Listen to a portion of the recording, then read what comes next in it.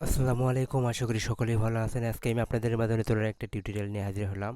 তো আমরা ডিজাইন করতে গেলে বিভিন্ন আইকন, বিভিন্ন শেপ আমরা গুগল থেকে ডাউনলোড করে নিতে হয়। তো আমরা সরাসরি ডাউনলোড করে সেইগুলো আমরা অ্যাডোবি ইলাস্ট্রেটর ব্যবহার করতে পারি না, বিভিন্ন সমস্যা হয়ে থাকে। তো আজকে আমি দেখাবো কিভাবে আপনারা বিভিন্ন আইকন গুগল থেকে ডাউনলোড করে আপনারা কিভাবে খুব ইজিলি, খুব সহজভাবে ব্যবহার করবেন এবং কিভাবে সেগুলো কালার পরিবর্তন করবেন। তো আমি ফার্স্ট অফ অল আমি এখান থেকে গুগলে আমরা এই আইকনটা ডাউনলোড করবো পিএনজি। এখানে ডাউনলোড করে নিলাম আমি আমার ফাইলে। তো আমি আমার কম্পিউটারে এটাকে আমরা ডাউনলোড করে নিচ্ছি। আমরা আরেকটাকে ডাউনলোড করে নেই। তো আমরা এখান থেকে এটাকে একটু ডাউনলোড করে নিলাম। তো আমার ফাইলগুলো ইতিমধ্যে ডাউনলোড হয়ে গেছে। আমি এখন যেটা করবো, ফাইলগুলো আমি নিয়ে আসবো, স্টক আইকনগুলো। তো এখান থেকে আমি প্লেসে ক্লিক করবো। প্লেসে ক্লিক করার পরে আমি এখানে ডাউনলোডে আসবো। ডাউনলোডে আসার পরে দেখতে পাচ্ছেন এখানে আমার দুইটা আইকন চলে আসছে। তো এটাকে আমি দুইটাকে একসাথে সিলেক্ট করে এখানে প্লেস করে দিব। দেওয়ার পরে আমি এখানে ড্র্যাগ করে ধরে এনে ছেড়ে দিলাম। তো আমার দুইটা এখানে চলে আসলো। তো দেখতে পাচ্ছেন আমি এখন এটাকে আমরা শুধু কালার পরিবর্তন করতে চাই। এখানে আমি কালার বক্সে আসলাম, আসার পর ডবল ক্লিক করলাম। ধরলাম আমি এই লাল কালারটা ব্যবহার করবো। যেমন এখানে কোনো কালার পরিবর্তন হচ্ছে না, এটা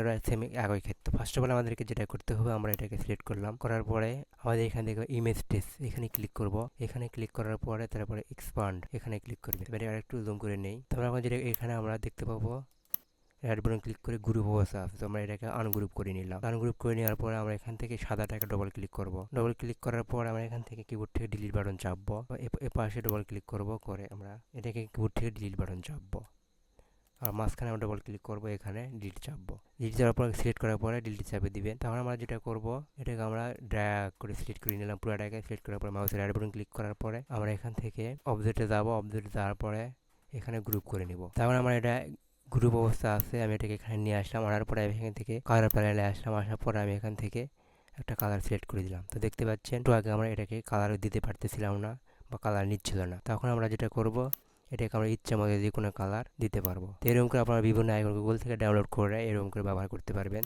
তবে এটাকে একটু দেখাই, তো এটাও দেখতে পাই এরকম সিলেক্ট আছে। আমরা যদি এখান থেকে কালারে আসি, কালার অ্যাপ্লাই হচ্ছে না। তো আগের মতো করে এখানে ইমেজ টেস্ট করব। ইমেজ টেস্ট করার পর এখান থেকে এক্সপান্ড করার পর আমরা এটাকে আনগ্রুপ করে নেব। আনগ্রুপ করার পরে এখানে ডবল ক্লিক করলাম। করার পর আমি এটাকে ডিলিট চাপলাম এবং এটাকে ডবল ক্লিক করব, করে সিলেকশন করে নিয়ে ডিলিট চাপলাম। এটা গ্রুপ অবস্থায় নাই, যেটা গ্রুপ অবস্থায় ওখানে টানে দেখবেন। যদি ভেঙে যায় তাহলে সিলেক্ট করে গ্রুপ করে নেবেন। আর যদি ভেঙে না আসে তাহলে এখান থেকে সিলেক্ট করে দেখতে পাবেন, তাহলে এখানে গ্রুপ লেখা আসবে। এবার গ্রুপ করে দিবেন। দেওয়ার পর এটাকে এখানে ডিজাইনে নিয়ে আসবেন, আর্টবোর্ডে নিয়ে আসবেন। আনার পরে এখানে যে কোনো কালার আপনার ইচ্ছা মতো পরিবর্তন। এই ছিল আজকের ভিডিওটি কেমন লাগলো? ভিডিওটি ভালো লাগলে লাইক করবেন এবং চ্যানেলটি সাবস্ক্রাইব করে পাশে থাকবেন। সবাই ভালো থাকবেন। আল্লাহ হাফেজ।